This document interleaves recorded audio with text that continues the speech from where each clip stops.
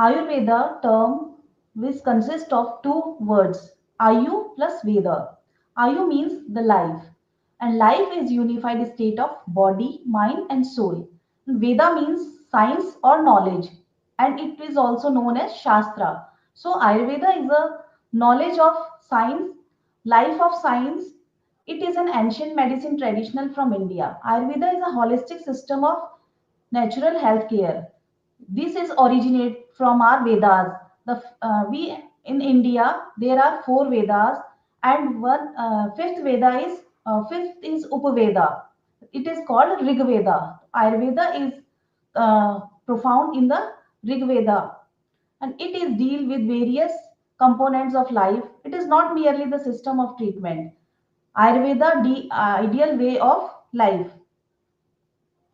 Main aim of Ayurveda is, according to Charak Samhita, there are three main compendium of Ayurveda: Charak Samhita, Sushrut Samhita, and Vagbhat Samhita.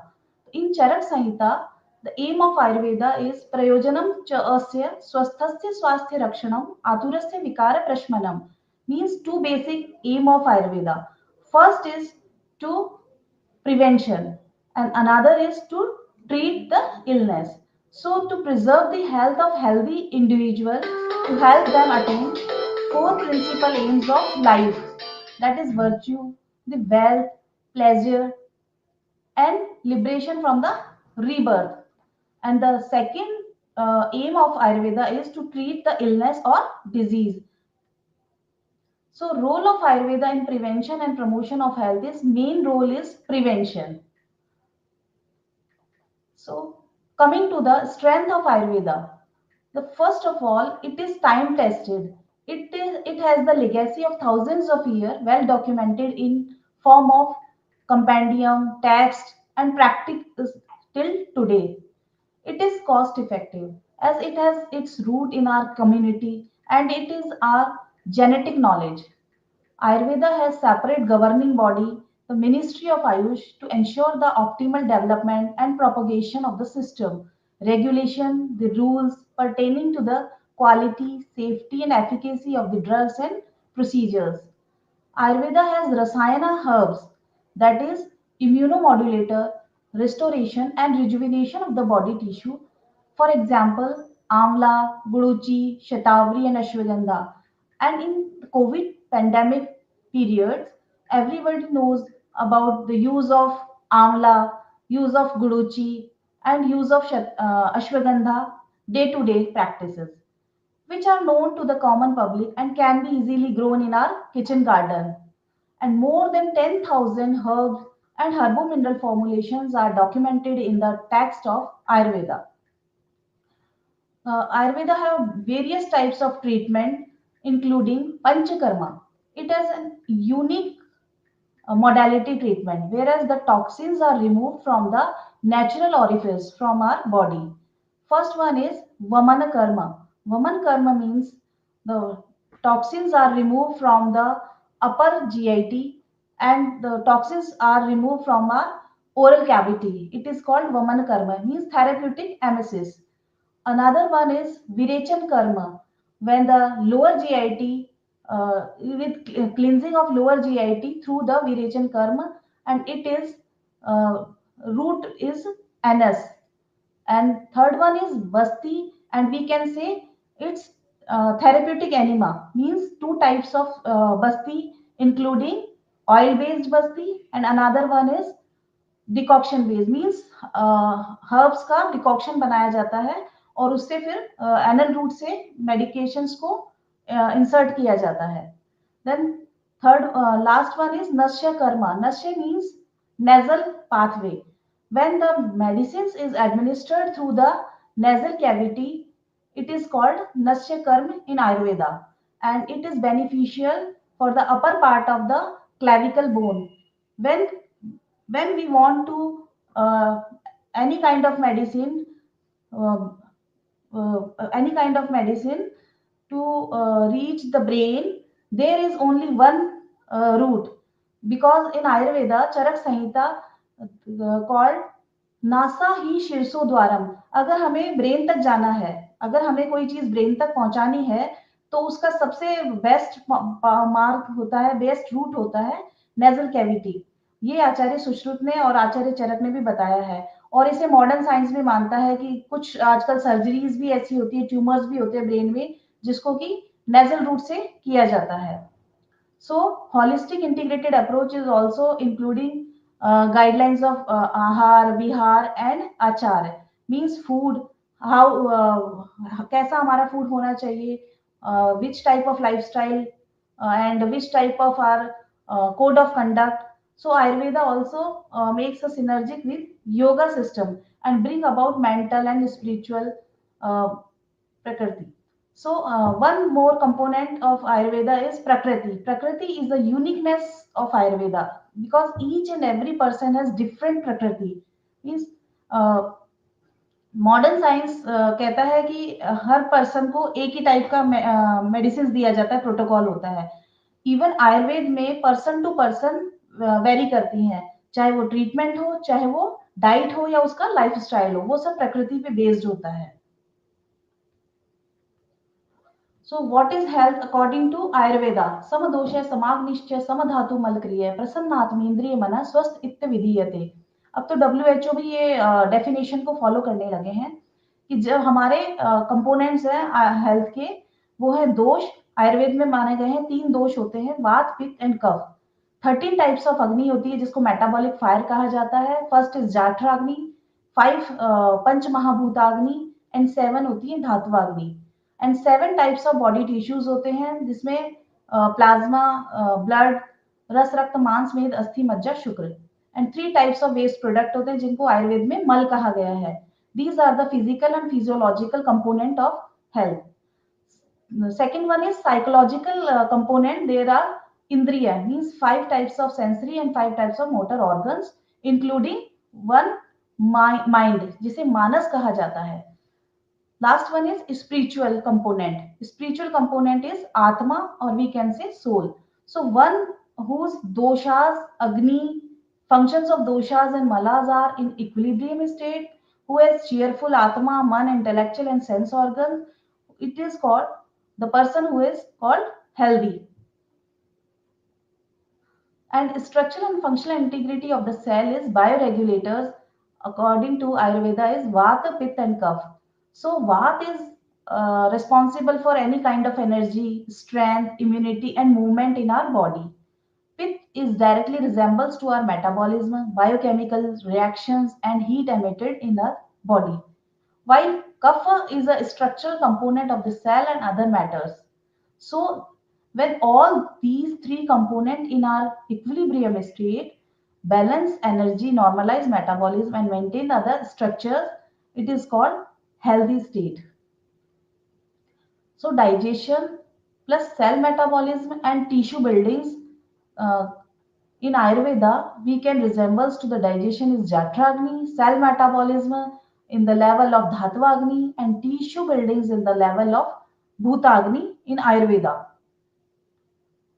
So concept of 7 dhatus or 7 body tissues in Ayurveda is body is made up of 7 tissues and their function is to maintain our body matrix. When we eat food, the last when हम जब भोजन करते हैं हमारा, वो उस भोजन को करने के बाद उस भोजन में पंच महाभूत भी होते हैं, उसमें 6 रस भी होते हैं, और वो जो भोजन होता है जब उसका लास्ट में जाकर के मेटाबॉलिज्म होता है और वो बनता है रस, वो कहलाता है प्लाज्मा। देन एक एक धातु फिर उसके बाद सीक्वेंस में बनेगी, सबसे पहले रस बनेगा। तो जो हमारी जो 7 टिश्यूज हैं वो टोटली डिपेंड हुए हमारे फूड पर।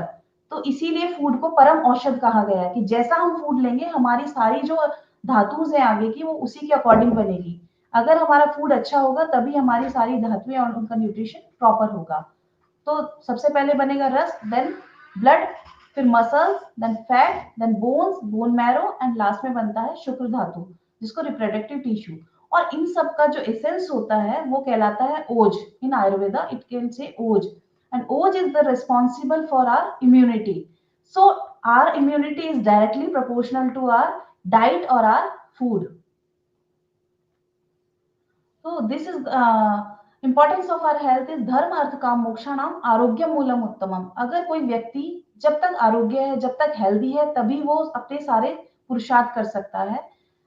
पुरुषार्थ मीन्स ऑब्जेक्टिव्स अपनी लाइफ के क्या क्या हो सकते हैं। जैसे धर्म है, तो हम अगर स्टूडेंट है तो हमारा धर्म है स्टडी करना, या जो भी हमारी फैमिली के प्रति रेस्पॉन्सिबिलिटीज है, सोसाइटी के प्रति, हमारी कंट्री के प्रति जो भी हमारी रिस्पॉन्सिबिलिटी है, वो हमारा धर्म है।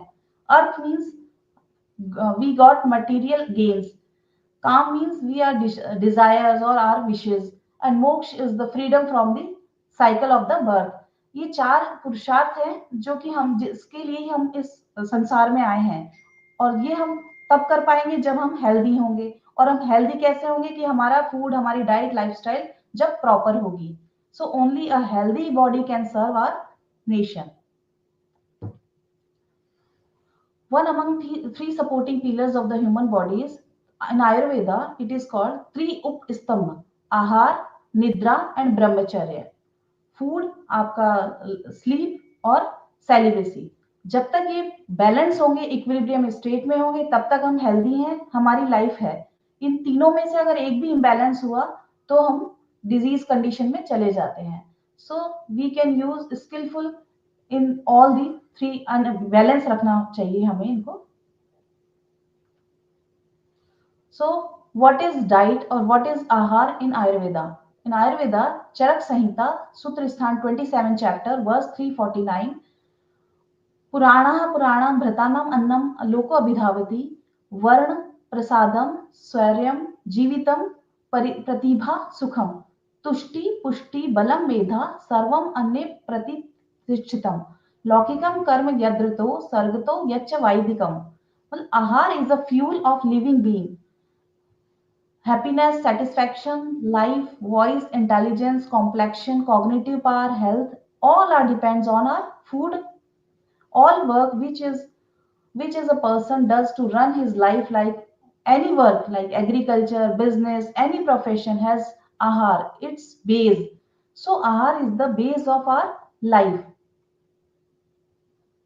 Types of ahar based on sources, two types: plant based ahar or animal based ahar. Plant based, in ayurveda it is called sthavar, means जो स्थित है, एक जगह है। सेकेंड इज एनिमल बेस्ड, मतलब जांगम, जो चलने फिरने वाले एनिमल से लिया जाता है। Based on effect on the body, conducive and non conducive.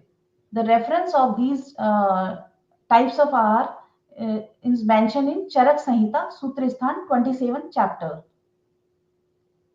And based on uses के बेस पे आहार चार प्रकार का बताया आयुर्वेद में: अशित, पीत, लीड एंड खदित। अशित मीन्स सॉफ्ट फूड, जैसे राइस, इडली, खिचड़ी, दलिया, जो सॉफ्ट तरीके से हमारे माउथ में जाके डिसॉल्व हो जाता है, वो अशित कहलाता है। पीत means the food which is in the form of liquid, like juices, soup, milk, anything. And lead means the food that is licked, like pickles, chutney, etc. And khadit, the food that is bitten to eat, for example meat, chapati, corn. These are the basis based on uses. Based on rasa, in ayurveda there are 6 types of rasa: madhur, amla, lavan, katu, tikta, kashaya, sweet, sour, salty, spicy, bitter and astringent. So these are some examples of taste. Conducive diet. Conducive diet is including panch mahabhautik, because each and every matter in this universe is made up of 5 basic elements: खादिन्य, आकाश, वायु, अग्नि, जल and पृथ्वी। ये पंच महाभूतों से ही हमारा शरीर बना है, इस संसार की प्रत्येक वस्तु बनी है। और फूड भी पंच महाभौतिक होता है, तभी वो हमारी बॉडी में जाकर के और हमारी बॉडी के एनर्जी प्रोड्यूस करने में हेल्प करता है। तो कंड्यूसिव डाइट वही होगी जो पंच महाभूतात्मक होगी। 6 जो रसाज अभी जो बताए हैं वो इंक्लूड होंगे अगर 6 रस वाला। और सबसे मेन होता है कि according to our body type, हमारी जो प्रकृति होती है, क्योंकि each and every person has different kind of prakriti. किसी को कोई चीज सूट करती है, किसी को कोई चीज सूट नहीं करती है। तो अपनी प्रकृति के अकॉर्डिंग वो अगर आहार लेता है तो वो उसके लिए कंड्यूसिव होगा। क्लीन होना चाहिए, प्योर होना चाहिए, नॉट वेरी हॉट और नॉट वेरी कोल्ड। जैसे फॉर एग्जाम्पल, जैसे प्रिजर्व फूड है, तो प्रिजर्व फूड जो होता है वो उसमें केमिकल्स मिले होते हैं, कई तरह के केमिकल्स मिला करके उसको बनाया जाता है और उसकी लाइफ स्टाइल को बढ़ाने के लिए। तो वो जो प्रिजर्व फूड होते हैं वो हमारे लिए हेल्दी नहीं होंगे, एंड फ्रेशली प्रिपेयर्ड होना चाहिए। Importance of conducive diet. It is only Hitahar that is solely responsible for our growth and development of the body and maintenance of our health. On the contrary, non-conducive diet is responsible for our disease development in the body. Sorry. Although there are many factors which are responsible for development of the body, Ahar or diet is the most important factor. That's why Ahar is first place among three supporting pillar of the health. In Ayurveda, a book Vaidya Jeevan, the writer of this book is Lolimbaraj. It is said, Pathe Sadigatartasya Kim Aushad Nishevanam, Pathe Asadigatartasya Kim Aushad Nishevanam. The man, no need of taking medicine for a person who taking wholesome food, and no benefit of taking medicine to the person who eat unwholesome food.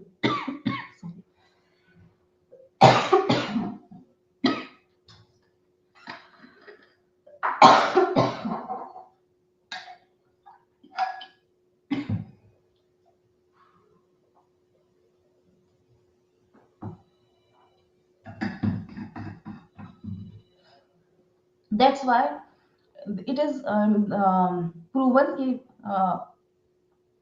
Conducive diet का कितना importance है। Modern science भी मानता है इस चीज को।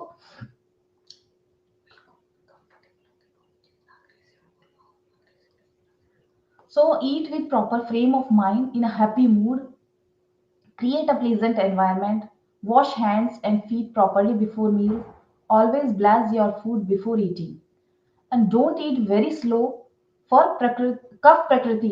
अभी मैं आपको बताऊंगी कि प्रकृति किस तरह की होती है। बेसिकली 7 टाइप्स ऑफ प्रकृति बताया गया आयुर्वेद में। वातज प्रकृति, पित्तज प्रकृति और कफज प्रकृति, और उसके कॉम्बिनेशंस होते हैं अलग अलग टाइप के। इस तरह से 7 प्रकृति बताया गया है। ये होती है दोषित प्रकृति। तो जो कफ प्रकृति का व्यक्ति होगा उसको स्लो, बहुत ज्यादा स्लो खाना नहीं खाना चाहिए, और जो वात प्रकृति का व्यक्ति है उसको बहुत ज्यादा फास्ट तरीके से खाना नहीं खाना चाहिए। Take time and chew your food properly. Don't laugh, don't talk, or don't watch TV and gazette during your meal. Concentrate on the food and eat. ये एक रिव्यू पेपर है जो कि पब्लिश हुआ है, काल भोजनम आरोग्य कराणाम। ये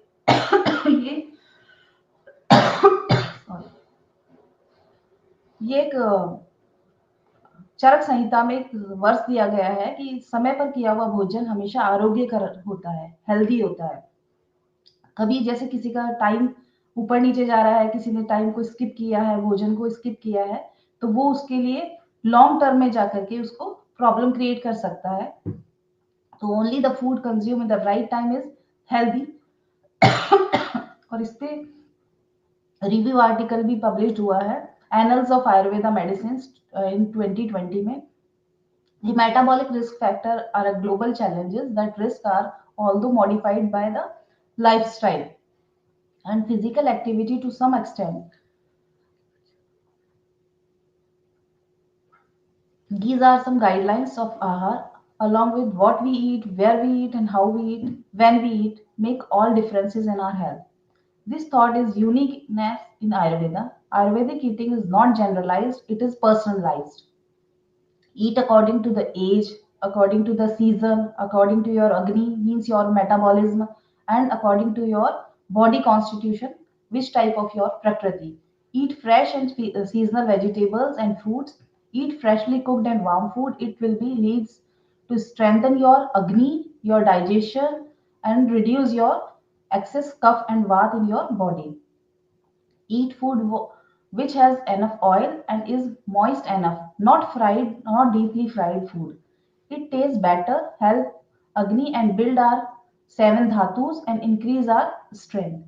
Don't eat food with wrong combination. For example, honey and ghee in equal quantity may be poisonous. in use when in long term. Mixing sour fruit and milk, जैसे कि कुछ फ्रूट्स को मिला करके शेक बनाए जाते हैं, पाइनएप्पल का शेक बना दिया, या किसी खट्टे फ्रूट के साथ में मिल्क को मिक्स करके जो शेक बनाए जाते हैं, in Ayurveda it is wrong combination.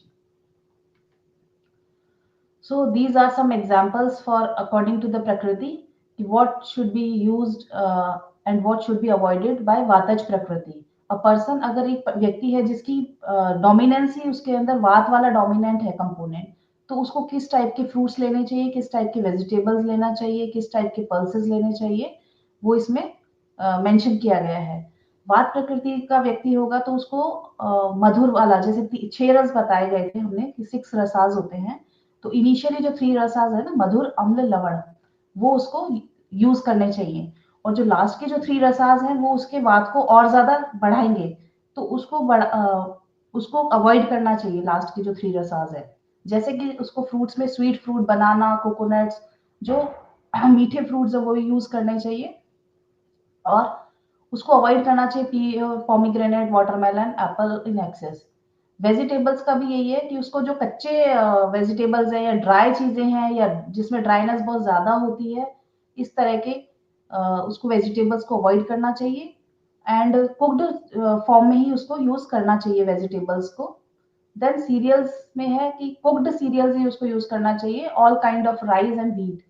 और कच्चे जो है रॉ सीरियल्स है, बार्ले, मेज एंड मिलेट्स वगैरह को उसको अवॉइड करना चाहिए, जिसकी प्रकृति वातिक है, मतलब जिसकी बॉडी में ड्राइनेस ज्यादा है, उसकी जो थिंकिंग है या ओवर थिंकिंग ज्यादा करता है व्यक्ति, लीन एंड थिन है, उसकी ऑलरेडी बॉडी में उसका जो माइंड है वो बहुत ज्यादा चंचल प्रकृति का होता है, तो इसका मतलब उसकी बॉडी में वात कंपोनेंट ज्यादा बढ़ा हुआ है. और जब ऑलरेडी वात जिसकी बॉडी में ज्यादा होगा, तो अगर वो वात को बढ़ाने वाली चीजों को यूज करेगा अपनी डाइट में, या उसका जो लाइफ स्टाइल का पैटर्न अगर ऐसा होगा कि जैसे सपोज वात प्रकृति का व्यक्ति है और वो रात में लेट नाइट अगर वो जाग रहा है, तो जब लेट नाइट अगर वो जागेगा तो उसके वात कंपोनेंट और ज्यादा बढ़ जाएगा. या वो व्यक्ति अगर ओवर स्ट्रेस लेता है, ज्यादा थिंकिंग है उसकी, तो वो उसके और बढ़ा देंगे. तो उसको उसके अपोजिट वाली लाइफ स्टाइल को अपनाना चाहिए कि टाइमली सोना है, टाइमली उठना है. और उसको मसाज वगैरह है, ऑयल जो है वो उसका वात का अपोजिट गुण होता है, क्योंकि ऑयल में स्निग्धता होती है, चिकनापन होता है. तो उसको उसकी मसाज वगैरह भी उसको टाइम टू टाइम करना चाहिए, specially head massage, feet massage and दोनों ईयर्स पे मसाज उसको. इन आयुर्वेद में बताया गया है कि अगर डेली पॉसिबल हो तो हेड मसाज, फीट मसाज और कानों पे ऑयल मसाज जरूर करना चाहिए, ताकि हमारा जो वात जो है बॉडी में वो बैलेंस फॉर्म में रहेगा. पल्सेस में green gram is good for vata प्रकृति, अदरवाइज और जो भारी होते हैं जैसे ब्लैक लेंटिस है, सोयाबीन, किडनी बीन्स, ये सब बचने में बहुत हैवी होते हैं, तो ये अवॉइड करने चाहिए. स्पाइसेस एंड ऑयल, ऑयल में मेनली बताया गया है कि sesame, mustard and coconut oil is good for vata prakriti. And all spices ले सकते हैं. और रॉ स्प्राउट्स एंड चिली ये अवॉइड करना चाहिए वात प्रकृति के व्यक्ति को. डेयरी प्रोडक्ट्स में ऑल काइंड ऑफ मिल्क, सभी तरह के मिल्क वो ले सकते हैं, चाहे गॉट मिल्क हो, बफेलो मिल्क हो, सभी तरह का मिल्क वो ले सकते हैं. घी ले सकते हैं, मक्खन ले सकते हैं, बटर मिल्क ले सकते हैं, पनीर, कर्ड वगैरह सब ले सकते हैं. लेकिन गॉट मिल्क, क्योंकि वो गॉट मिल्क जो होता है वो बहुत हल्का होता है. गॉट कैसी होती है, भागने दौड़ने वाली होती है, तो जो खुद भागती दौड़ती है, इसका मतलब उसके जो मिल्क होगा उसमें उसके गुण आएंगे वात वाले. जो भागता दौड़ता है तो उसमें वायु बढ़ा हुआ होगा, इसका मतलब गॉट का मिल्क होता है पचने में तो हल्का होगा लेकिन वायु कंपोनेंट को बढ़ाएगा, तो वो उसको अवॉइड करना चाहिए. एंड ड्राइड मिल्क पाउडर, जो सूखे हुए जो मार्केट में अवेलेबल होते हैं पाउडर मिल्क वगैरह, वो अवॉइड करना चाहिए वात प्रकृति के व्यक्ति को. एंड बेवरेजेस में all kind of fruit juice वो ले सकते हैं, लेकिन कार्बोनेटेड जूस, पियर जूस, जो हमने फ्रूट्स अवॉइड किए थे उन्हीं का जूस उनको नहीं लेना चाहिए. कमिंग टू द पित्तज प्रकृति, पित्तज प्रकृति का व्यक्ति जो होगा उसकी बॉडी में हीट कंपोनेंट ज्यादा होगा, उसको एसिडिटी होने की पॉसिबिलिटी ज्यादा होती है, उसके हेयर्स ग्रेइंग हेयर की पॉसिबिलिटी ज्यादा होती है, स्किन पे एक्नेज होने की पॉसिबिलिटी ज्यादा होती है, स्किन रैशेज होने की, स्किन के इन्फेक्शन होने की पॉसिबिलिटी ज्यादा होती है, डाइजेशन के इश्यूज ज्यादा होते हैं पित्त प्रकृति के व्यक्ति को. तो उसी के अकॉर्डिंग उसको अपनी डाइट और लाइफस्टाइल को फॉलो करना चाहिए. तो उसमें फ्रूट्स में बताए हैं कि स्वीट फ्रूट्स आप ले सकते हैं, कोकोनट, डेट्स वगैरह सब ले सकते हैं। सिर्फ खट्टे फ्रूट्स लाइक सॉर ग्रेप्स है, lemon, sour oranges and dry fruits जो होते हैं वो पित्त प्रकृति के लोगों को अवॉइड करना चाहिए। और अगर लेना भी हो तो ओवरनाइट सोक करके ही उसको यूज करना चाहिए। अदरवाइज उसका पित्त कंपोनेंट ऑलरेडी बढ़ा हुआ है और ये फ्रूट्स अगर यूज करेंगे तो और ज्यादा बढ़ेगा, तो उससे रिलेटेड उसको हेल्थ इश्यूज होने की संभावना ज्यादा हो जाती है। वेजिटेबल्स में भी जिस वेजिटेबल में स्वीट और बिटरनेस हो, जैसे करेला बिटरनेस है, ब्रिंजल बिटरनेस होता है, तो स्वीट और बिटर टेस्ट वाले जो वेजिटेबल्स हैं उनका यूज करना चाहिए। बाकी सॉर वेजिटेबल्स का यूज उसको कम से कम करना चाहिए। मस्टर्ड जो होता है उसकी प्रॉपर्टी गर्म होती है, तो वो उसके पित्त को बढ़ाएगा, इसलिए मस्टर्ड का यूज उसको अवॉइड करना चाहिए मस्टर्ड को। सीरियल्स में हम देखें तो rice, wheat, barley, wheat brand use कर सकते हैं। और मेज, बाजरा एंड ब्राउन राइस अवॉइड करना चाहिए पित्त प्रकृति के लोगों को। पल्सेस में green gram, soybean, kidney beans सब ले सकते हैं। केवल मसूर को उसको अवॉइड करना चाहिए। स्पाइसेस में भी इनको सोच समझ के स्पाइसेस लेना चाहिए, क्योंकि स्पाइसेस में मोस्टली क्या होगा कि पित्त बढ़ाएंगे, पित्त को रेज करने वाले होते हैं मैक्सिमम स्पाइसेस। तो जनरली ऑल हॉट स्पाइसेस उनको अवॉइड करने चाहिए। मस्टर्ड का ऑयल भी जो उनकी पित्त प्रकृति है उनको अवॉइड करना चाहिए। अदरवाइज लॉन्ग टर्म तक यूज करने के बाद उनको कुछ ना कुछ इश्यूज आने शुरू हो जाते हैं, चाहे वो डाइजेशन से रिलेटेड हो, चाहे स्किन से रिलेटेड हो, चाहे हेयर से रिलेटेड हो। Then coming to the dairy products. तो डेयरी प्रोडक्ट्स में milk, ghee and butter. Milk भी जो होता है उसकी नेचर होती है ठंडी, कूलिंग नेचर होता है मिल्क का, तो वो पित्त को सबसाइड करेगा, बढ़े हुए पित्त को। Ghee is also good for pitta prakriti, dominance nature वालों के लिए। And makkhan is also good. But sour buttermilk जो है या कर्ड है, कर्ड की जो नेचर होती है, by nature curd is heavy and pitta और कफ को बढ़ाता है बॉडी में। इसीलिए आयुर्वेद कहता है कि रात में कर्ड का यूज नहीं करना चाहिए, हेल्दी व्यक्ति को भी नहीं करना चाहिए। दूसरा कर्ड के बारे में ये बताया गया है कि कर्ड को कभी सिंगल फॉर्म में यूज ना करें। अगर यूज करना है तो उसमें या तो आप मिश्री, धागे वाली मिश्री में ऐड कर सकते हैं, थोड़ा घी मिला सकते हैं, मूंग की दाल का सूप बना करके वो उसमें ऐड कर सकते हैं, आंवले का पाउडर आप उसमें ऐड करके यूज कर सकते हैं। और हमारे आयुर्वेद के अकॉर्डिंग 6 सीजन्स होते हैं, 6 ऋतुएं होती है। तो 6 ऋतुओं में से 3 ऋतुओं में कर्ड अवॉइड करने के लिए बताया गया है। सबसे पहला तो आता है वसंत ऋतु, जब ट्रांजिशन फेज हो रहा है कि हम सर्दी से गर्मी की तरफ चल रहे हैं, वसंत ऋतु के समय, उस समय हमें कर्ड बिल्कुल अवॉइड कर देना चाहिए, क्योंकि उस समय हमारी बॉडी में और नेचर में दोनों में कफ बढ़ रहा होता है। और जब कफ बढ़ रहा है तो कफ से रिलेटेड इश्यूज उस समय ज्यादा होते हैं, रेस्पिरेटरी इलनेस ज्यादा होती हैं।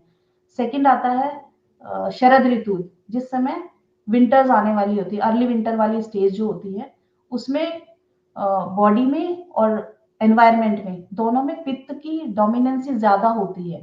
पित्त बढ़ता है तो कर्ड का यूज उस समय नहीं करना चाहिए। Then coming to the beverages, all kind of fruit juice we can use in with the type of Prakriti Purush, and all kind of carbonated coffee, tea, banana shakes are should be avoided to the Pittaj Prakriti human beings. And non-veg में chicken, fish, crab, prawn, lobster, white part of egg, hair, ये use कर सकते हैं पित्तज वाले, and yellow part of egg को avoid करना चाहिए। Then कफज प्रकृति, थर्ड टाइप ऑफ प्रकृति जिसमें कफ डोमिनेंसी ज्यादा होगी। तो कफ डोमिनेंसी जो व्यक्ति होता है, पर्सन होता है, वो थोड़ा सा वेट उसका ज्यादा होगा, थोड़ा ओबीज होगा, और उसकी टेंडेंसी जो होती है थोड़ा सा लिथार्जी एंड लेजीनेस होता है। लेकिन उसकी जो कॉग्निटिव फंक्शंस होते हैं बहुत अच्छे होते हैं, शार्प माइंड होता है, किसी भी काम को करने की उसमें परफेक्शन के साथ काम करता है। इस टाइप के लोग होते हैं वो कफज प्रकृति वाले होते हैं। तो इस टाइप के लोगों के लिए जो फ्रूट्स है उसमें एप्पल, रेजिन एंड पियर्स का यूज करें, बाकी मैक्सिमम फ्रूट उनको अवॉइड करने चाहिए, क्योंकि वो कफ को बढ़ाने वाले होंगे। वेजिटेबल्स में भी उनको स्वीट एंड फ्लैशी वेजिटेबल्स को अवॉइड करना चाहिए, अदरवाइज और वेजिटेबल्स वो यूज कर सकते हैं। सीरियल्स में भी कफज प्रकृति के जो लोग होते हैं उनको व्हीट एंड राइस को अवॉइड करना चाहिए। मेनली कफज प्रकृति के जो लोग होते हैं वो प्रोन होते हैं डायबिटीज की तरफ। एंड स्वीट में ऑल काइंड ऑफ स्वीट्स उनको अवॉइड करना चाहिए। अगर वो लेना चाहे तो हनी और जैगरी स्मॉल अमाउंट में यूज कर सकते हैं कफज वाले। Then spices, all spices they can use, and oil में sesame oil and mustard oil they can use, but coconut oil उनको अवॉइड करना चाहिए। And nutmeg also should be avoided by the kaphaja prakriti. Dairy products में got milk और butter milk, वो भी without fat वाला ही वो यूज करें, क्योंकि अगर ये भी लेंगे तो इसमें फैट बढ़ेगा, और कफज प्रकृति में ऑलरेडी फैट की डोमिनेंस ज्यादा होती है। Otherwise, all milk and ghee, butter, cheese, curd should be avoided by the Kafaj Prakriti. Beverages में carrot juice, ginger juice, tea and coffee containing glass milk should be used, but coconut milk, date and any kind of shake should be avoided. Non-veg में chicken, egg, hare ये सब वो use कर सकते हैं. Fish, goat, pork, lobsters should be avoided by the Kafaj Prakriti person. And guideline of Aahaar, eat after previous meal is digested. जब पहले वाला अगर हमारा फूड जो हमने लिया था डाइट, जब वो डाइजेस्ट होगा उसके बाद ही हमें नेक्स्ट मील लेना चाहिए, अदरवाइज नहीं लेना चाहिए। कि ऐसा नहीं होना चाहिए कि अब टाइम हो गया है लंच का तो लेना ही है। हो सकता है हमने जो रात में डिनर किया हो वही हमारा ठीक से डाइजेस्ट नहीं हुआ हो, तो उसकी कुछ सिम्टम्स बताए गए हैं कि हमें कैसे पता चलेगा कि हमारा डाइजेस्ट भी हुआ है कि नहीं हुआ। तो उद्गारो शुद्धि उत्साहो वेगो सर्गो यथोचिता लघुता शुद्ध पिपासा जीन आहार से लक्षणम। जब हमें सेटिस्फैक्शन हो, फीलिंग ऑफ सेटिस्फैक्शन, हमारा बेल्चिंग फ्रेश हो, बॉडी में किसी तरह का हैवीनेस नहीं हो, ब्रीथ टॉक वॉक इजीली हो, सेंसरी ऑर्गन्स बिकम शार्प, तो ये इंडिकेट करता है कि हमारा प्रीवियस मील डाइजेस्ट हो चुका है, अब हम नेक्स्ट मील के लिए रेडी हैं। जब भूख अच्छी लगे तभी हमें अपना मील लेना चाहिए, जब तक भूख नहीं लगे तो नहीं लेना चाहिए। द थंब रूल, कि किस तरह से हमें अपना डाइट को लेना चाहिए अकॉर्डिंग टू आयुर्वेदा। आयुर्वेद में आचार्य चरक कहते हैं कि half of stomach should be filled with solid food and 1/4 by liquid, and remaining 1/4 should be kept vacant for a air to ensure easily digestion। तो हमें हमेशा फुल पेट नहीं खाना चाहिए, हमें थोड़ी सी जगह उसमें स्पेस छोड़ना चाहिए। So Agni and its importance, energy of transformation, digestion and metabolism is resembled to the Agni in Ayurveda. Agni is a fire element in the body. It governs our life, strength, health, energy, luster, oj, and tej. It represents the root of healthy life when it balanced. And if Agni is deranged, it causes disease. रोगा सर्वा अपि जायन्ते। जितनी भी maximum disease जो होती हैं, अगर हमारी बॉडी में अग्नि की डिरेंज हुई है, अग्नि अगर इम्बैलेंस हुई है, उसी की वजह से कोई भी डिजीज, इवन अगर फीवर भी आया है, इट मीन्स हमारी बॉडी में कहीं ना कहीं अग्नि डिरेंज हुई है। किसी भी तरह की कोई डिजीज होती है, चाहे वो रीनल कैल्कुलाई हो, चाहे वो हेमोरॉइड्स हो, कोई भी डिजीज हो, वहां अग्नि का रोल होता ही है। अग्नि कीप्स अस अलाइव। इफ अग्नि is extinguished the person become died. So, in Ayurveda, diet recommended for frequent use of all प्रकृति। किसी भी प्रकृति का कोई व्यक्ति है, किसी को नहीं पता कि मेरी प्रकृति क्या है, उसके लिए कुछ डाइट बताई गई है, वो सभी के लिए हेल्दी रहेगी। जिसमें बताया षष्टिक राइस। षष्टिक राइस वो होता है कि जो 60 डेज में राइप होता है। एंड शाली राइस, ऐसा राइस जिसको पकने में 1 ईयर का टाइम लगता है, 365 डेज जिसको राइप होने में लगते हैं, उसको शाली राइस कहा जाता है। Green gram is good for every type of prakriti. Rock salt is good for every prakriti. Amla is a good antioxidant भी है और अच्छा सभी की प्रकृति के लिए अच्छा है। मिलेट्स ले सकते हैं। Cow milk, Honey, lean meat.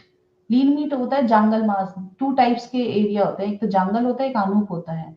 तो जांगल जैसे वेस्टर्न रीजन है, राजस्थान वगैरह है, यहाँ पर ड्राइनेस ज्यादा है, तो यहाँ के जो एनिमल्स होते हैं वो दुबले पतले होंगे और उनका जो मीट होगा वो कंपैरेटिवली अच्छा होता है। And akash jal means rain water collected at strategic high point. It is the reference should be given from Charaka Samhita Sutra Sthana 5th chapter।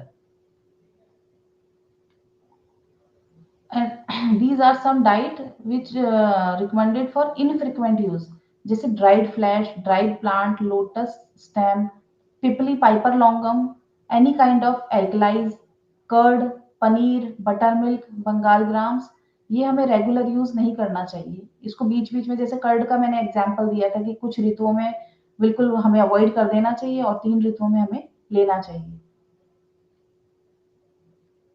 And diet should be always avoided for all types of प्रकृति, जिसको incompatible diet कहा गया है। जैसे हनी को गर्म करके लेना, या दूध के साथ कोई खट्टी चीजें या नमक वाली चीज को साथ में लेना, दूध के साथ फिश या रेडिश, गार्लिक, मोरिंगा, अगर इनको लिया जाता है तो ये आगे चल के कभी ना कभी स्किन डिसऑर्डर्स में कन्वर्ट हो जाती है। विंटर के समय अगर ठंडी और ड्राई चीज़ों का यूज़ नहीं करना चाहिए, क्योंकि विंटर में अपने आप में ड्राइनेस, कोल्डनेस है, तो उसका अपोजिट वाला हमें डाइट को यूज़ करना चाहिए। जैसे राजस्थान के लोग क्या करते हैं, सर्दियों में लड्डू बना करके खाते हैं, घी का यूज़ ज़्यादा किया जाता है यहाँ पर, तो वो उसके सीजन के उसको जो सीजन में जो होने वाली प्रॉब्लम्स है उसको सबसाइड करती हैं ये चीज़ें। समर में अगर हॉट, ऑयली और हैवी स्पाइसी फूड को अवॉइड करना चाहिए। कर्ड को नाइट में, मीट में पिग और काऊ, बफेलो के मीट को अवॉइड करना चाहिए, किसी भी व्यक्ति को नहीं लेना चाहिए। And hard and tough food particles का यूज नहीं करना चाहिए। Food that is difficult to digest, and ghee and honey mixed in equal amount, कभी भी घी को हनी के साथ में इक्वल क्वांटिटी में नहीं लेना चाहिए। जैसे हम अपने ओपीडीज में पेशेंट्स को बताते हैं कि आपको ये मेडिसिन, सपोज आपको खांसी हुआ है और हमने शीतोपलादी दिया किसी पेशेंट को, उसको हमने ये कहा कि आप घी और शहद के साथ लीजिए इसे, लेकिन हम साथ में ये भी कहेंगे उसको कि आप घी और हनी जो है वो अलग अलग क्वांटिटी में लेंगे। अगर घी आपने एक 1 टीस्पून लिया है तो हनी आप उसमें या तो डबल डाल दीजिए या उसका हाफ कीजिए, लेकिन दोनों इक्वल क्वांटिटी में कभी मिक्स करके नहीं लेना है। This is the example of देश विरोध, मीन्स आपका जियोग्राफिकल प्लेस इनकम्पेटेबली। जैसे राजस्थान की हम बात करें कि lot of people from Rajasthan lives in desert.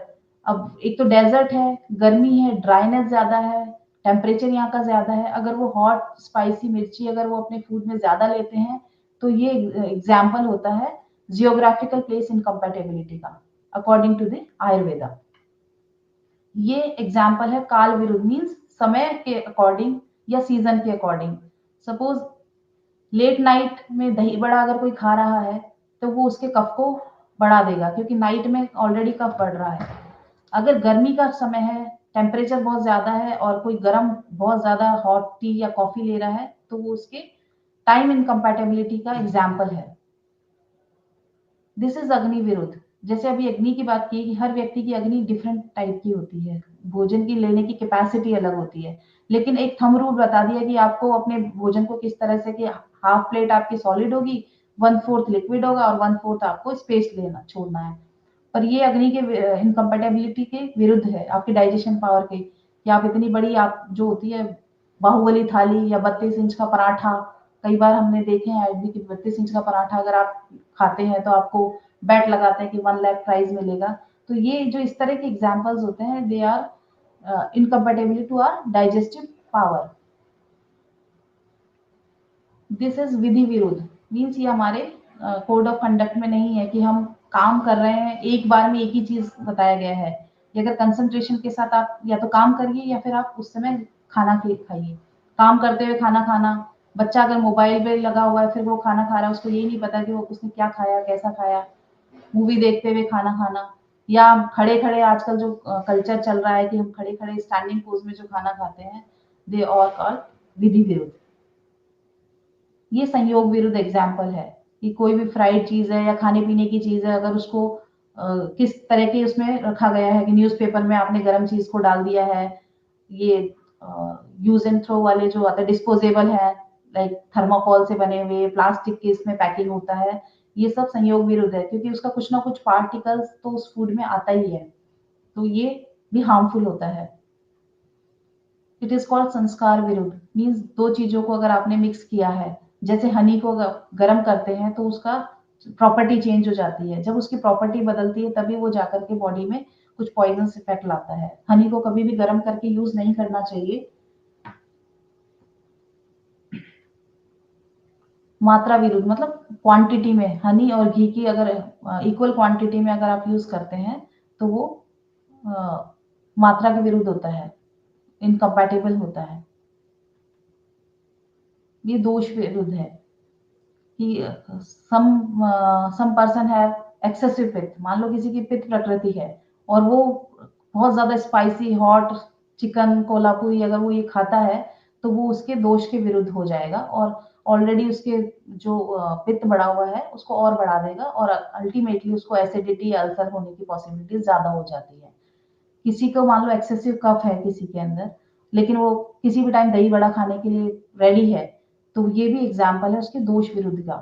तो अपनी प्रकृति का भी थोड़ा पता होना चाहिए कि हमारी बॉडी की टेंडेंसी कैसी है, हमारी बॉडी को किस टाइप का खाना सूट करता है, कौन सा खाना है, जो कौन सी डाइट है जो हमारी बॉडी में जाकर के हमें दिक्कत पैदा करती है, तो उसे हमें अवॉइड करना चाहिए। एंड ये एक एग्जाम्पल है रजस्वला परिचर्या। रजस्वला मीन्स मेंस्ट्रुएशन के टाइम जो फीमेल्स होती हैं, जो रिप्रोडक्टिव फीमेल एज ग्रुप वाली फीमेल्स है, जैसे 12 से 50 ईयर्स तक की एज में, उनको during their menstrual cycle 3 to 5 days एक आयुर्वेदिक डाइट को फॉलो करना चाहिए। क्योंकि आजकल जो हम लोग देख रहे हैं ट्रेंड है कि फीमेल्स में सब में कुछ ना कुछ इश्यूज आ रहे हैं मेंस्ट्रुएशन साइकिल को लेके, पीसीओडी का प्रॉब्लम ज्यादा हो रहा है। तो इस तरह से आयुर्वेद में बताया गया है कि चावल और घी इसको यूज करना चाहिए ड्यूरिंग मेंस्ट्रुएशन साइकिल। क्योंकि घी जो है वो करेगा आपके जब मेंस्ट्रुएशन साइकिल हो रहा है उस समय हमारी बॉडी से क्लिनजिंग हो रहा है, नेचुरल क्लिनजिंग हो रहा है। क्लिनजिंग के साथ साथ अगर हम उस समय ड्राई चीजें ले रहे हैं या बहुत ज्यादा ओवर एक्सर्शन कर रहे हैं तो हमारा वात कंपोनेंट बढ़ जाता है। तो उस वात कंपोनेंट को बैलेंस करने के लिए घी और धागा मिश्री यानी मीठा का यूज बताया गया है आयुर्वेद में। जैसे चावल का यूज कर सकते हैं, जौ के बने हुए प्रिपरेशन लाइक जौ का दलिया, जौ की खीर या जौ की रोटी जिसमें घी वगैरह लगा करके मीठा लगा करके यूज कर सकते हैं। और फ्रूट्स भी उस समय हमें मीठे फ्रूट्स ही यूज करने चाहिए, खट्टे फ्रूट्स नहीं लेने चाहिए और स्पाइसेस का भी अवॉइड करना चाहिए during menstruation cycle. 3 to 5 days आपको इसको फॉलो करना चाहिए, तो आपको कोई भी प्रॉब्लम नहीं होगी। नमक खट्टा तीखा इस तरह का खाना उस समय अवॉइड करना चाहिए। So take home message is Deho hi ahar sambhav hai, ahar param aushadham. Human being is said to be byproduct of food. Healthy life start with healthy food. Ahar plays a vital role in the healthy and diseased condition. The strength and complexion of a person will enhance only if he practice correct diet and regime. Hitashi syat mitashi syat kalbhoji jitendriyam. A wise person should be consume conducive food with appropriate in timely for being healthy. Thank you very much for listening me patiently. Thank you.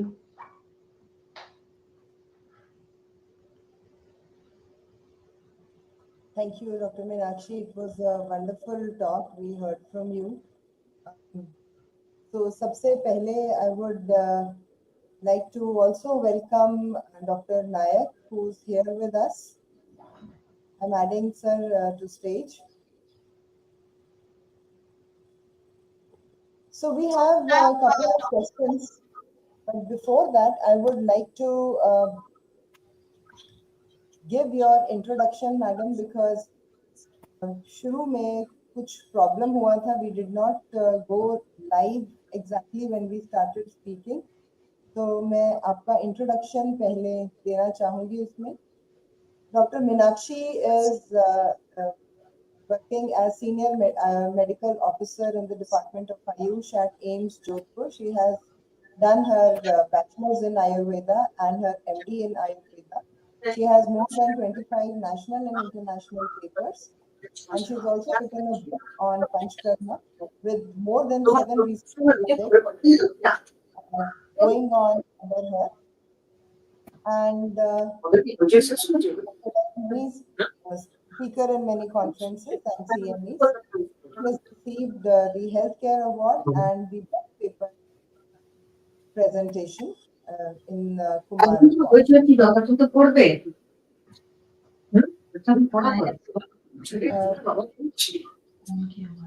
here some.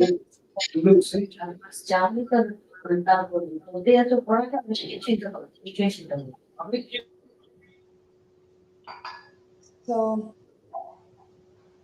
as we have decided to start this webinar series on the lifestyle medicine from the Department of Physiology at Gitanjali Medical College and along with Department of Physiology at AIIMS Jodhpur under the aegis of Association of Physiologists of Rajasthan, which is a state chapter of Association of Physiologists of India.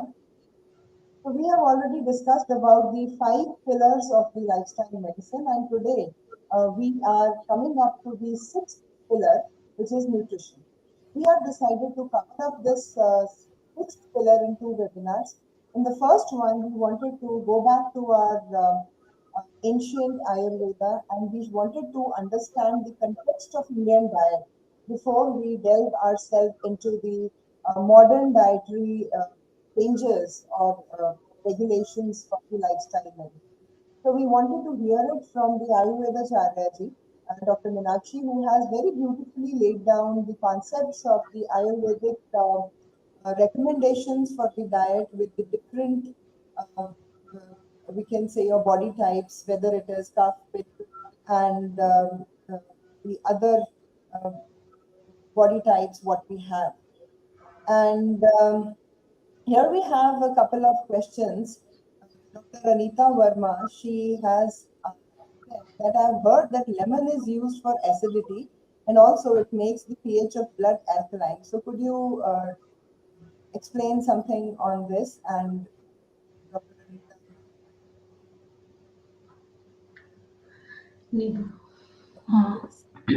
Use in acidity. Also it makes pH of blood alkaline. Okay. But acidity in acidity lemon is directly use नहीं करते ना lemon के साथ हमें कुछ उसके साथ जैसे सोडियम बाइकार्बोनेट मिलाकर के यूज किया जाता है ड्यूरिंग एसिडिटी बट ये भी सभी को सूट नहीं करेगा सभी की प्रकृति को अगर पित्त प्रकृति का है तो उसकी एसिडिटी और इंक्रीज हो जाएगी अगर सभी टाइप्स के प्रकृति वालों ने यूज किया ड्यूरिंग एसिडिटी तो ये कुछ में फायदा करेगा और कुछ में नहीं करेगा जैसे एग्जाम्पल है मिल्क के लिए सब लोग कहते हैं कि मिल्क जो है वो एसिडिटी को कम करता है पर 2 तरह के पेशेंट्स हमारे पास आते हैं एक की एसिडिटी मिल्क से कम होती है और एक की बढ़ जाती है तो जब पित्त वाले कंपोनेंट में कौन सा उसका जो कहते हैं ना पित्त में भी अलग अलग वेराइटी है पित्त में भी अगर उसका मान लो उष्णता वाला हीट कंपोनेंट अगर बड़ा है तो वो मिल्क से सबसाइड होगा लेकिन अगर उसमें फ्लूइड वाला कंपोनेंट अगर बड़ा है पित्त के साथ में तो वो उसको मिल्क से और ज्यादा बढ़ा देगा इसी तरह से लेमन का भी यही है कि अगर लेमन आपने यूज किया है अगर सभी प्रकृति में तो वो कुछ लोगों की तो एसिडिटी को ठीक करेगा लेकिन कुछ में वो इंक्रीज भी कर देगा तो ये भी प्रकृति पे ही डिपेंड करेगा कि वो पीएच को कम कर रहा है कि बढ़ा रहा है डॉक्टर अनीता का ही एक दूसरा सवाल था कि freshly prepared curd can be consumed by pitta prakriti और not but freshly prepared curd जो होगा अगर वो ठीक से जमा हुआ नहीं है उसको आयुर्वेद में मंथक कहा जाता है जैसे होता है ना कि 2 घंटे पहले या 3 घंटे 3 आवर्स पहले अगर हमने कर्ड को जमाया है तो वो प्रॉपर अगर नहीं जमा है तो उसको मंथक कहा गया है आयुर्वेद में और मंथक जो होता है वो हमारे चैनल्स को ब्लॉक करता है हमारी बॉडी में जो चैनल्स होते हैं तो it is not good for pitta प्रकृति So here is one question because जब आप बोल रहे थे regarding कि हमें जब खाना खाना है तो उस टाइम पे we have to be in the moment of eating and enjoying the food. Yes. Without हमें अपना जो concentration है वो टीवी और मोबाइल उन पर नहीं लगाना है. So मैंने वहाँ पर एक comment डाला था mindful eating. So there is a question that what is mindful eating? So I would like to answer this here. With mindful eating, mindfulness is a state of mind when you are actually into the moment. अगर आप खाना खा रहे हो, तो you should be present there without divided concentration into any other thing. So means if you are into eating, so you should take a bite, put it in your mouth, chew it properly, enjoy the flavors, savor the goodness of the food which you are having. You should not be, giving your mind some other food. That is, आपका दिमाग जो है वो भी खाने में होना चाहिए. आपके पांचों सेंसेस जो हैं वो खाने के अंदर इन्वॉल्व होने चाहिए. आपके हाथों से खाने का टेक्सचर, आपके माउथ के अंदर उसके फ्लेवर्स, आपके नाक से उसका अरोमा, आपके दिमाग के जो सारे के सारे न्यूरोट्रांसमीटर्स हैं, everything should savour the food so that you extract out the maximum from it. Am I correct, Dr. Right, Meenakshi? right, ma'am. You are absolutely right. Mindful eating यही है. So I want, Madam, yes, uh, uh, regarding the first question, I would like to give some physiological input. yes, please, Like sir. when lemon is taken, it's like that increase the stomach acidity and feedback inhibition, physiological feedback inhibition of acidity, acid secretion will be there. So depending on what time it is taken, the lemon is taken, it's before the acidity already happened. If lemon is taken, then it might be having some beneficial effect, but we already acidity happened and it's like huge secretion is already there accumulated and have some having some indigestion. With that acidity, or a lemon won't be helpful. At the same time, the pH of the body is not that easy to uh, change. We have many mechanisms, physiological mechanisms, all of us we know, that takes care about the acid pH, particularly acidemia or alkalemia or acidosis, alkalosis, whatever. But it's not that easy to change by just taking a dietary acid or say alkasol. Sometimes solution, alkaline solution is given. It can be a temporary change only on the stomach, but body pH is not that easy to change. That's what I just wanted to add. And what madam has suggested, it is like that only. It depends, like type of things and type of body nature, prakriti, what madam was suggesting. Depending on that, obviously. Madam, I would like to ask you a question regarding this, that does the prakriti change with age, with maybe today I am some prakriti, and after a few years I might be of different prakriti, or might be in early childhood I was of different prakriti. Is there any change or it is fixed for the lifetime? That's what I just wanted to know. Okay. So Prakriti never changed. Prakriti decided at the time of conception. Oh, During conception प्रकृति decide हो जाती है okay. And genetic material होता है ना, genetic maker होता है. अगर चेंज भी होगा तो वो प्रकृति नहीं होगी, वो विकृति होगी. जैसे Okay. हमारे सीजन के अकॉर्डिंग, एज के अकॉर्डिंग होगा, वो प्रकृति I नहीं don't होगा, want Vikriti. वो विकृति Sure. होगा. तो प्रकृति never change. Okay, thank you, thank you. It's really like I was. We face these questions common, that earlier I didn't have this problem, but later on I get these problems, or sometimes I used to take these foods lavishly, but now I cannot tolerate those. So that's what I wanted to know. Like, is there any possibility of getting changed or not? So nice for your information. Thank you, madam.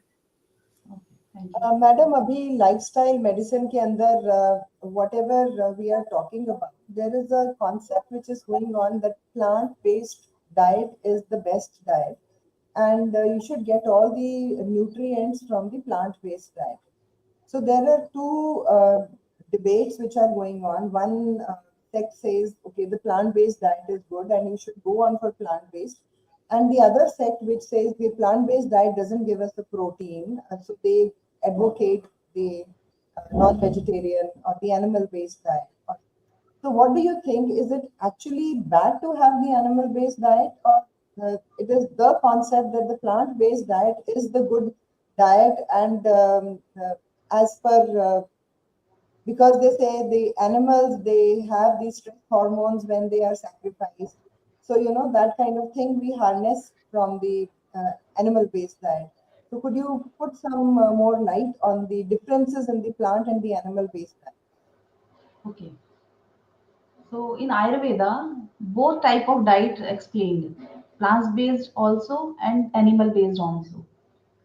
Because in animal-based diet, जैसे आजकल वो चल रहा है कि oxytocin के injections लगाए जाते हैं, प्योरिटी नहीं है, मिल्क कैसा आ रहा है, फिर वो उस मिल्क से ही उसके बाय वो डेयरी प्रोडक्ट्स बनने वाले हैं। तो इसीलिए शायद ये आजकल एक डिबेट का इश्यू बना हुआ है कि जो नेचुरोपैथिस्ट होते हैं वो अवॉइड करते हैं एनिमल बेस्ड डाइट को।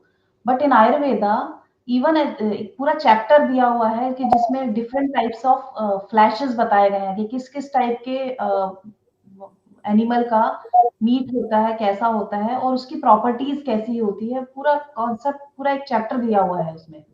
तो ऐसा नहीं है कि आयुर्वेद में केवल प्लांट बेस्ड डाइट को ही प्रेफर किया जाता है, वहां भी एनिमल, क्योंकि एक आयुर्वेद में कॉन्सेप्ट है कि समान से समान की वृद्धि होती है। मतलब सेम आपको अगर मान लो ब्लड बढ़ाना है, तो ब्लड से रिलेटेड जो कंपोनेंट वाली चीजें होंगी, चाहे वो प्लांट बेस्ड हो, चाहे वो एनिमल बेस्ड हो, वो उसको देंगे तभी उसमें उसको इंक्रीज कर सकते हैं। समान से समान की वृद्धि होती है। इवन बताया हुआ भी है कि ब्लड जब अगर लॉस हो गया है किसी को बहुत ज्यादा, तो उसको ब्लड ही चढ़ाया जाएगा, फ्यूजन किया जाएगा, ट्रांसफ्यूजन किया जाएगा, क्योंकि ब्लड चढ़ाने से ही उसका नॉर्मल लेवल जल्दी आ जाएगा। हो सकता है प्लांट बेस्ड अगर हम उसको देंगे तो उसमें समय लगेगा ज्यादा। तो ऐसा नहीं, आयुर्वेद में दोनों ही बताया गया कि प्लांट बेस्ड भी है और एनिमल बेस्ड भी है, वहाँ कोई डिबेट का इश्यू नहीं है। बट आजकल नेचुरोपैथिस्ट जो है वो ये अवॉइड करते हैं कि हमें एनिमल बेस्ड जो डाइट है उसको बिल्कुल मना करते हैं कि आप डेयरी प्रोडक्ट्स भी नहीं लेना है, सब तरह का मन, केवल और केवल प्लांट बेस्ड पे ही है।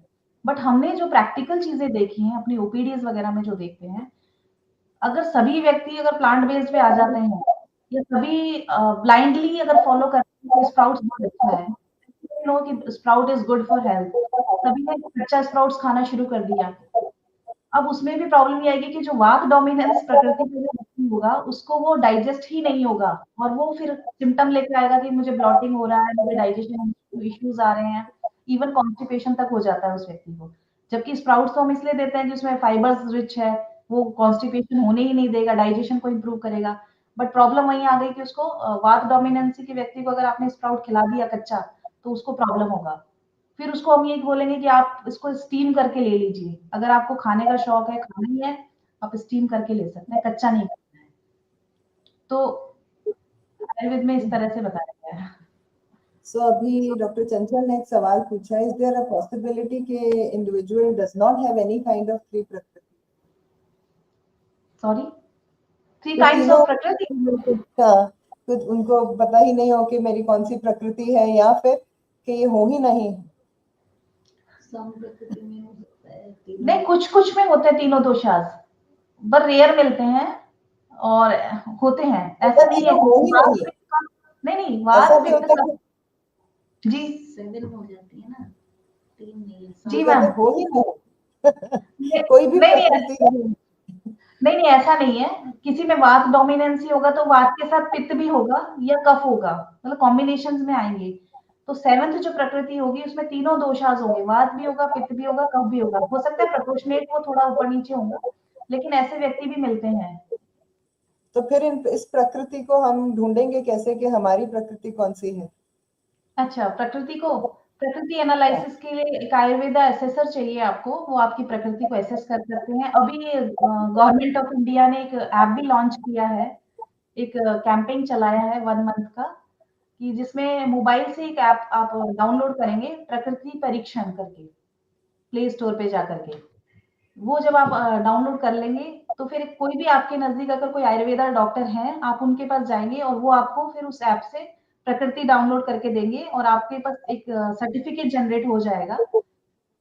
उसमें आपकी प्रकृति आ जाएगी कि आपकी which type of dosha dominant in your body, और उसके अकॉर्डिंग फिर आपका डाइट एंड लाइफस्टाइल भी वो आपको बताएंगे। सो एक क्वेश्चन अपने पास आया है कि राइस, घी और मीठे फल ये पीसीओएस को कैसे अफेक्ट करते हैं? PCOS की बीमारी। Rice, ghee and sweet fruits. Okay, हाँ। सो रजस्वला परिचर्या में मैंने अभी बताया था कि rice, ghee and sweet fruit. Rice भी वो होना चाहिए, ऐसा नहीं कि सुबह का हमने शाम को खाया। मेंस्ट्रुअल साइकिल के समय जब हमारी बॉडी में क्लींजिंग प्रोसेसिंग चल रहा होता है, उस समय मैंने बताई दो चीजें कि एक तो राइस और जौ, इनके दो चीजों के प्रिपरेशन ही खाने हैं। गेहूं नहीं खाना है उस समय ड्यूरिंग द मेंस्ट्रुअल फ्लो। घी जो है वो करेगा, वायु को ठीक करेगा, क्योंकि जब मेंस्ट्रुएशन साइकिल हो रहा है उस समय बॉडी में अपान वायु यानी पैल्विक रीजन में अपान वायु का डोमिनेंसी होती है, जो नीचे पैल्विक रीजन है, और अपान वायु को बैलेंस करने का काम करेगा घी। And sweet is a taste, जैसे बताया था ना कि 6 रस होते हैं, 6 रस में से जो स्वीट, सॉर एंड सॉल्टी, ये जो 3 रस बताए थे वो वायु को बैलेंस करते हैं, जिसमें से हमने यहाँ पर केवल स्वीट ही लिया है, क्योंकि सॉल्ट भी नहीं लिया और ना ही हमने सॉर लिया है, केवल स्वीट लिया है, ताकि वो ड्यूरिंग जो क्लींजिंग प्रोसेस है, जो वायु बढ़ा हुआ है उसको बैलेंस करने का काम करेगा। So we don't have any more questions. Dr. Om, आपको कोई questions हैं तो you can also join in with us. Dr. Omlata Bhagat is professor at AIIMS Jodhpur and also the chairperson of our scientific committee. So it is with Dr. Om and Dr. Naik we had been actually deciding on the various topics and even the speakers. And this core team, which you can see here, me, Dr. Om, and Dr. Nayak, we were together in making up of all these webinars. And Dr. Om, if you have any questions or any point, you can put up and then you can sum up the session for today. I just want to add one thing in the whole concept of Ayurveda based diet or Indian based diet is हमारी सबकी नानियां दादियां they used to give us like बैंगन के साथ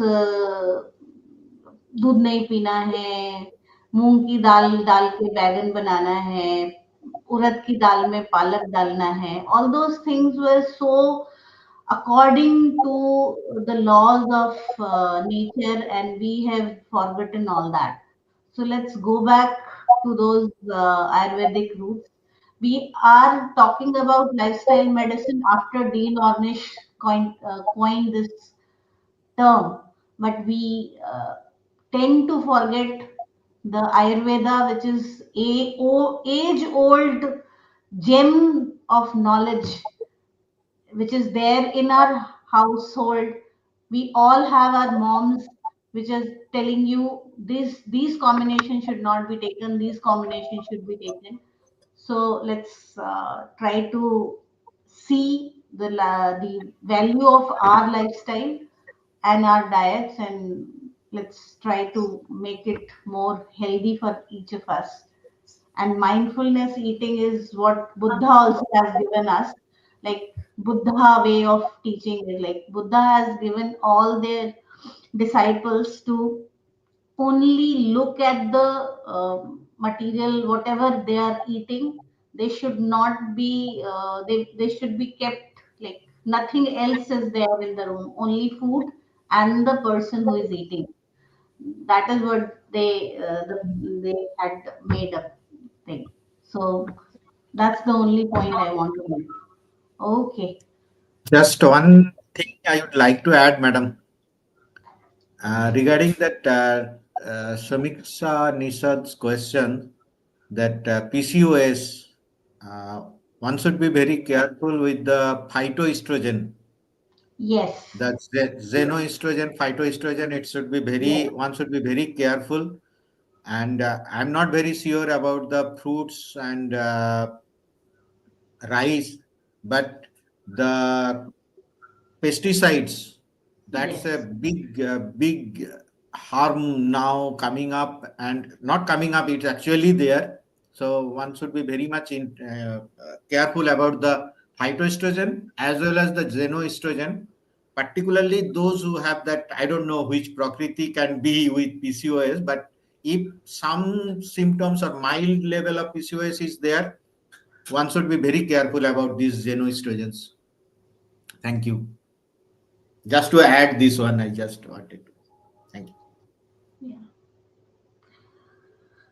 Thank you. I just want to thank all the participants first because your consistent participation till our sixth or seventh webinar is really tremendous, and we are very thankful to the Central Committee of SOP Raj, which has given SOP, and the State Committee of SOP Raj, so that they have given us this platform, and they have actually boosted our courage to start this journey of webinar one after the other.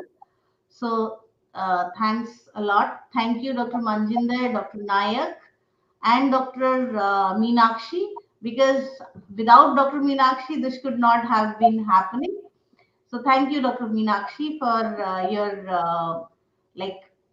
I have approached her very like last moment. I said, will you be able to do it in the end of December when everyone is in the mood of holidays? And she jolly well properly without any question, she smiled and she said, yes, aapne kaha hai to I will do it. So thanks, Dr. Meenakshi, for that, for accepting our invitation, and thank you all. We will be having next webinar on 21st 5th Jan of 2024 about the nutrition as a lifestyle pillar, Sorry, it's a misprint. It should be in view of the Western medicine, and it will be taken by Dr. Sucharita from St. John's, Bangalore, and please fill your feedback forms to get the certificates.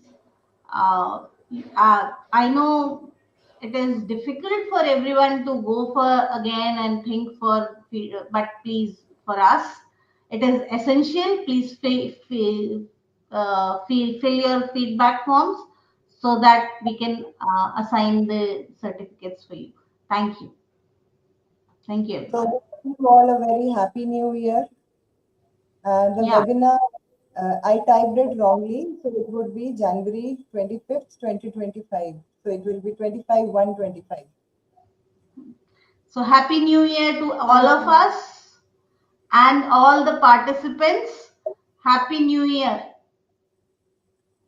Thank you, all of us. Thank you, Dr. Meenakshi. Thank you. Thank you, Nayak. Happy New Year.